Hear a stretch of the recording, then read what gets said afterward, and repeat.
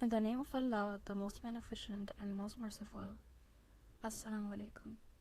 My name is Kehkashan Salman, and the topic of my presentation is stress in dentistry. Let us imagine a dental student scaling. The scaler is pretty loud.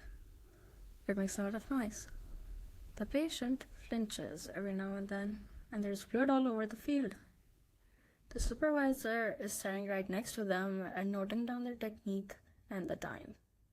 Even though there is no visible threat, the student's body is in overdrive.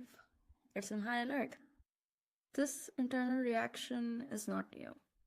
We've known it for decades, and we've decided to call it stress. Hans Selye, the father of stress research, describes stress as the body's non-specific response to any demand placed upon it.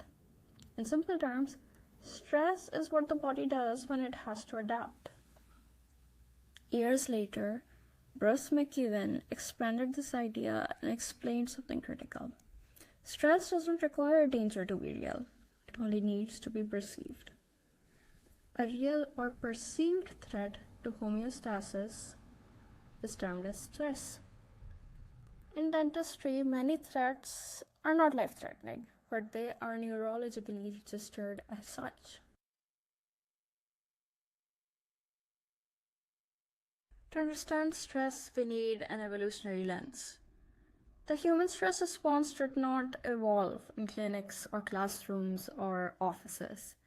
It evolved in the savannah for survival. When a threat appeared, the brain did not analyze. It did not wait for the prefrontal cortex to butt in. It acted.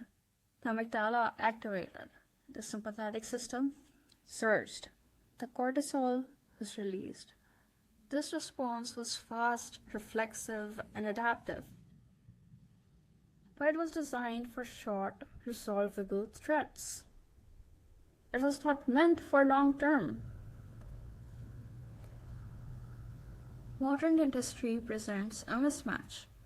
The threat is no longer a predator. It is evaluation, time pressure, noise, responsibility, and patient care. These stressors do not end.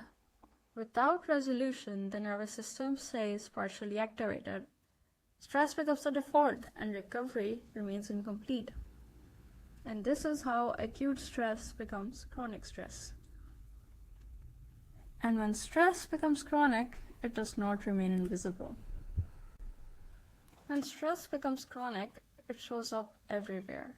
In the body, in headaches, body aches, fatigue, frequent illnesses, and behavior in irritability, reduced patience, emotional withdrawal, and then cognitively, reduced concentration, memory issues, emotional reactivity.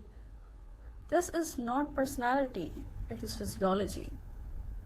The difficulty is that the stress system was never designed to turn itself off. Stress activation is reflexive, and deactivation requires safety signals. Modern stressors rarely resolve physically, so without regulation, stress becomes the baseline. And unregulated stress does not stay internal. It alters perception, lowers regulation, and redirects the reactions towards the nearest targets: students, patients, colleagues, and loved ones. If stress does not turn itself off, how does the body recover? The parasympathetic nervous system, primarily through the vagus nerve, slows the heart, reduces cortisol, and brings the prefrontal cortex back online. Regulation is not relaxation, it is physiological recalibration. And it happens in two steps. First, signal safety to the body. Slow breathing, grounding, stillness. And then, reduce threat interpretation, observing thoughts and reframing meaning. Reflection and logic work only after the nervous system feels safe. Regulation in dentistry is not just self-care.